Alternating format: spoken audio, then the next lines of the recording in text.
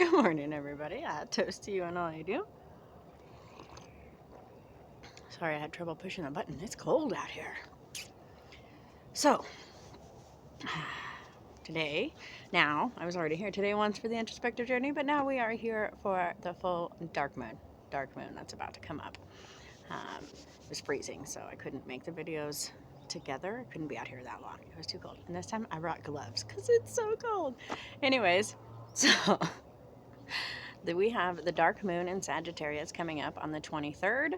It is at 2:57 Pacific time, so that would be like noonish here in Denver. If you are on the East Coast, it would make it a little earlier in the morning, so it's going to be like a daytime dark moon. So you might actually see the new moon, the first glimpse of the new moon in the evening, but so tomorrow is the dark moon. I do have to say, on the full moon, I saw a post somewhere and someone was really sad. They were like, oh, I missed the full moon because it happened. It was on this day, and I thought they meant that night, but really it happened at like 2 o'clock in the morning. So if you're looking for a precise measurement of the moon time, then I would follow Space and Time, Time and Date. Both of those websites can give you exact scientific moments for your area of when the full moon is. But in reality, it's like a whole 3 days that magically the moon is celebrated as full or dark. We see it as a gestation period. We see it as a full cycling. So you'll have like the maiden mother of crone moon, or the 3 full moons in the 3 days of darkness, just depending on where your philosophy is with the moon, not philosophy, theology is with the moon, and what your practice is. It's funny, I'm working on our moon book right now and getting it revamped and rewritten and updated, and the whole section that's on the energy of the moon is very feminine drawn, because we in our Western societies have a very feminine aspect of the moon. It is often depicted as a woman. But if you look around the world into other countries and other types of paganism, it's also seen as a man. And so it doesn't have to be masculine or feminine. Just as a side note, it is an energy that is fluid and changing and balanced. So if you see the moon is masculine, then the sun is feminine, like in Norse mythology. But if you are more focused on Celtic mythology, it's going to be the other way around. Just kind of depending on where you are in the world, or in your practice. So, random moon side note. Anyways,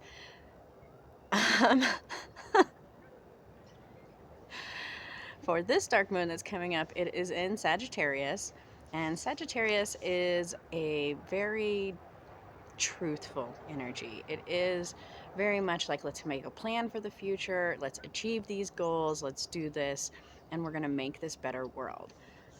And so, the myth of the centaur is very noble. There is, he sacrifices all of his children almost in order to achieve this ideal culture he was seeking. And so, just Sagittarius brings in that fatherly, wise, higher perspective kind of energy that encourages you to follow through on your goals. So it's a really great for this time of year, for this energy that we're going through with the introspective journey and this dark time. This is really a good time to stop and think and okay, what are my plans, and is what I'm doing aligning with where I want to go? But we'll get more into that. So we are still feeling the total lunar eclipse. Being a total eclipse, it had a very potent energy, and so we are still feeling that. So we're coming out of that into this precipice of new beginnings and awakenings, and being able to achieve these new grand goals, not just little things, but I'm going to be this new person. I'm going to step into this new being. And this time is really helping us to see that. So this eclipse helps us see that. The Sagittarius dark moon is very much reflecting on that. um, in its darkness. It is a reminder that we need to step into ourselves, and we need to really see from our own higher perspective what is it that our goals are and how we are achieving them, and are all of those things kind of in alignment with each other. We also have 7 of the planets. So on the full moon, we had all of this uh, fixed energy. All of the planets, a lot of the planets were in these fixed signs. Now they're all transitioning into mutable signs. So this is very much a changeable, malleable, like a clay. Like we have been given this clay to mold, and now go forth and create with it. And so, with the planets all being in these signs and adjusting into this phase, it's again like this gentle push. Like, you have the ability to take your destiny into your own hands and create your own future. You have to be the one to take that power and to move forth with it and create the reality in which you seek. So, also, I don't know how clear it's going to be, but here is our moon chart. And as you can see, it's very one-sided. And whenever it's one-sided like this, it always makes me feel like there's this big push. It's not like a balance, like think of it like a balance beam almost, or like a teeter-totter, and everything is on this one side. And so all of these energies are saying they're pushing you forward. This is like a oomph, go. And so you might feel kind of restless. You might feel like all of the problems are being highlighted and we cannot see the future, and we're just like stuck in this. But you have to remember that this is a push forward, and um, instead of judging ourselves by the mistakes and the problems and the issues that we've had in the past or that we're having right now, we need to judge ourselves based off of what we are going to achieve in the future. Like, what is our potential? And start visualizing that potential and then realizing that potential. And so this energy that we're having right now is really pushing for that shift. And so I think through COVID and all of this time that we spent really internally and being alone and reflecting, it really did cause a lot of people to see the negative. You see all of these bad things. Here are all of the problems. This is why I'm stuck in this place. Instead of focusing on what they can achieve. Often when we see people and we're like, oh, they're getting all their goals and they're so successful, and we're watching that grass on the other side be so green. If you were to sit down and talk to them, one, the grass isn't always greener on the other side. They have their own problems and their own issues, but the success comes because they focus on what they want, they visualize what they want, and then they put into action those visualizations. If you're thinking like, okay, I want to be a lawyer, and I'm going to achieve this. And in your visions, you're like, okay, I see myself graduating law school. I see myself going to school. I see myself learning these things that I need. I see myself getting a job so that I have the, you know, apprenticeship type hours that I need in order to make sure that I can pass the exam and have all of the things that I need. And you see that vision. Well, as you see that vision, what you're doing is you're also making a plan. And you're working it backwards that way, okay? And then you see, these are the steps I need to start with. Well, I gotta go start law school. Here we go. Uh, but you gotta work that plan, and you gotta see that and achieve that. And when you see someone who is successful, the reason they're finding that success is because that's what they're doing. So they're like, this is my goal, this is what I'm doing, and I'm gonna achieve that. Now, simultaneously, the Sagittarius full moon, dark moon, the Sagittarius energy in general, because it's not just Sagittarius, it's or not just the moon. We have the moon, the sun, Mercury, and Venus in Sagittarius right now. But that energy is also reminding you, don't be stuck on this path. It is okay to step back and see, okay, really, I think I want to be a social worker and not be a law student. I need to adjust my classes. I need to adjust what I'm doing. I need to make these transitions so that I can become a social worker, because that's actually how I want to help the community. And make those transitions and achieve that realistic goal. Sometimes we get caught up. I think everybody knows someone or has experienced, that someone that worked so hard, like, I'm gonna do this thing, and then they got to that thing and they realized, oh, I really don't like this thing.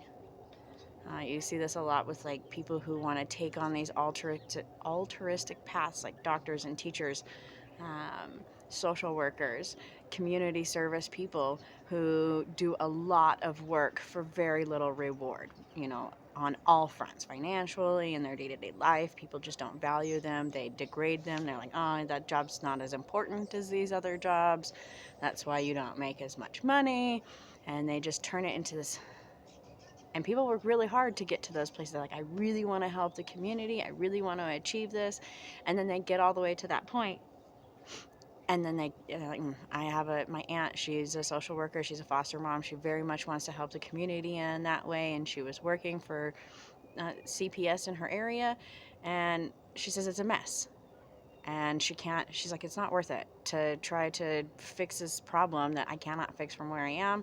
And so she just quit. She's like, that's it, I'm not going to do that, I'm going to find a different way to help the community. Hopefully she finds a better outlet for that. But in reality, we need more people to step in and say, I need to make this change. Anyways, you do see people go through all of these goals and then they achieve it and they're like, oh, this isn't really where I wanted to be. So this Sagittarius energy reminds us, no matter what path we're on, it's okay to step back, see this from a higher perspective, and really see it. And take off our rose-colored glasses and our hopes and our visions and our big, whatever, and actually see this for reality. And is this realistic? And make that new plan. And it doesn't have to just be a pessimistic thing. I also know people who are like, I worked really hard and I got to this point and now I'm stuck here because this is what I decided to do and it's too late to make that change. The Sagittarius energy can remind you it's not too late to make a change. It's never too late to change. You can make that change at any point in your life. All you have to do is take it and okay, now I'm going to do it. I see my new path and here are the things that I need to do to achieve it.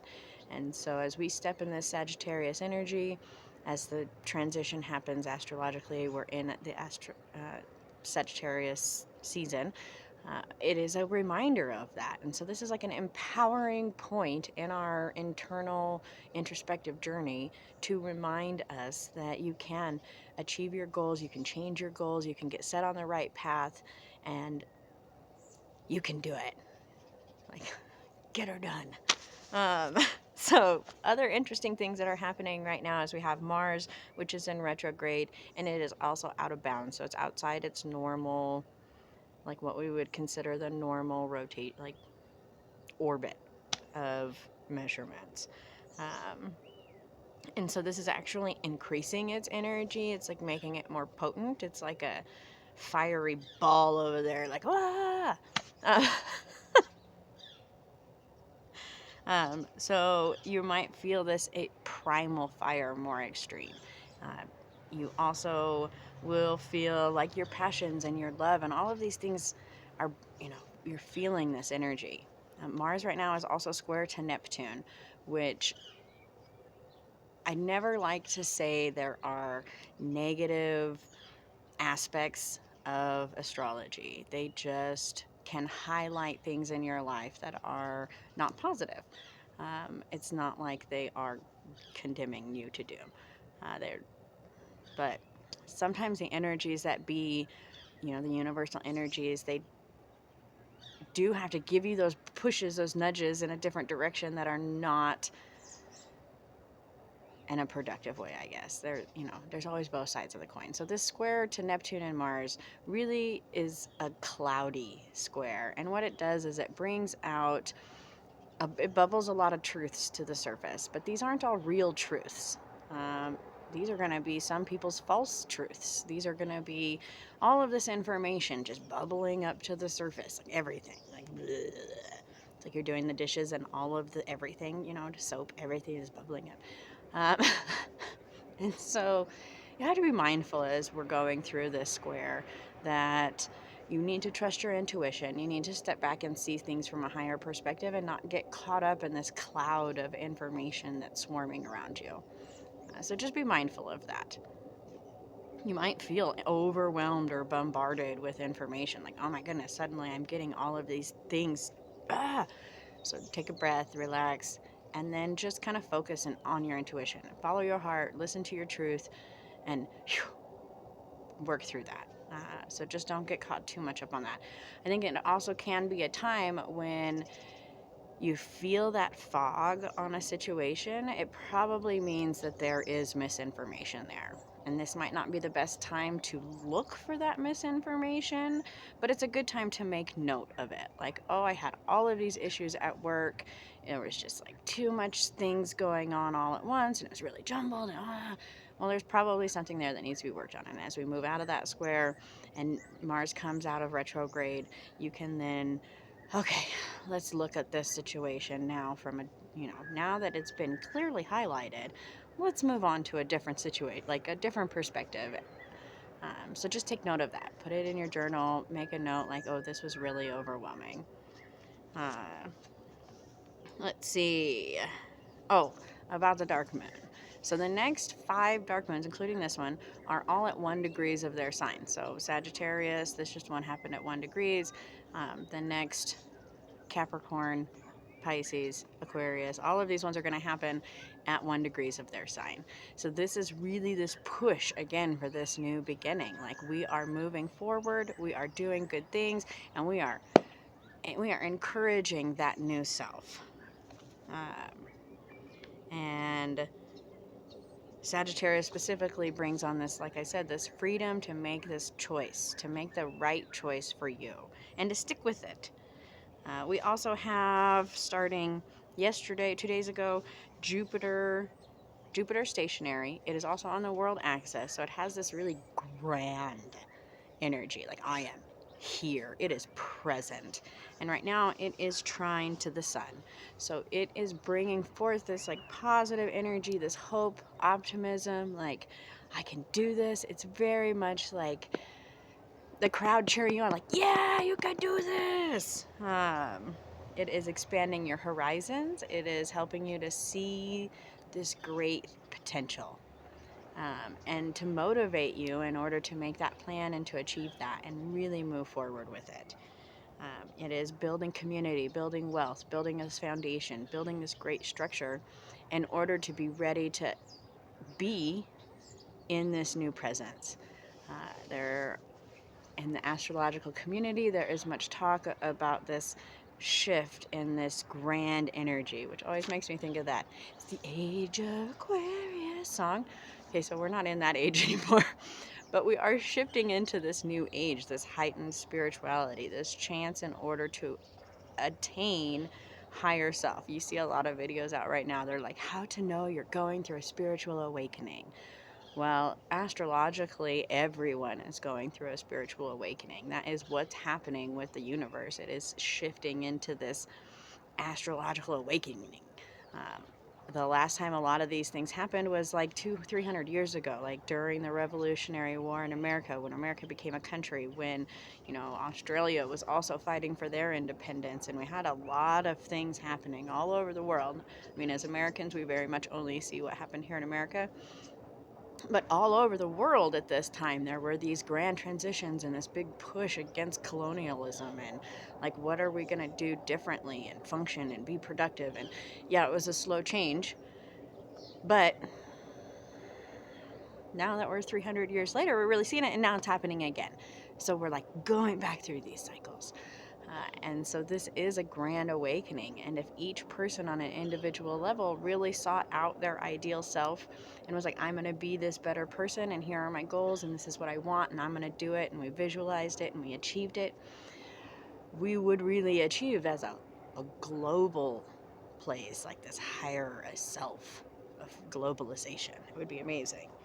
And we're really getting that energy right now from the universe. So Jupiter is also conjunct with Neptune. So this just happened last April, and there was a lot of flooding.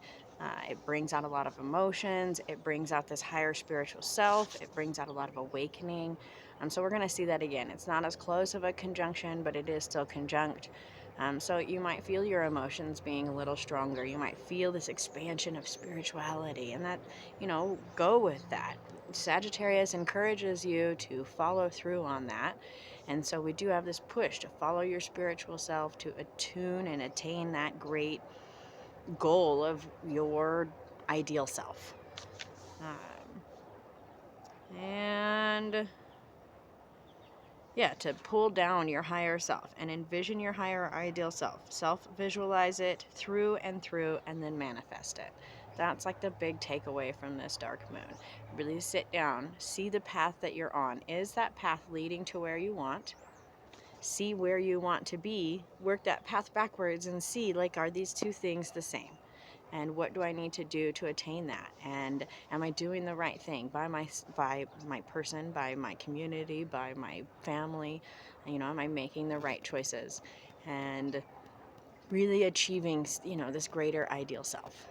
So with this dark moon, I really encourage you to get out, do some meditation, think, ponder, let that wise Sagittarius energy come down to you and say, hey, this is what you need to do. This is what you need to do to achieve your goals and to, you know, be on that right path or stay on that right path. So I hope everybody has a very blessed dark moon. I hope that you see the path you want and really envision it so that you can achieve that. I send out many blessings to you, and I will talk to you guys all soon.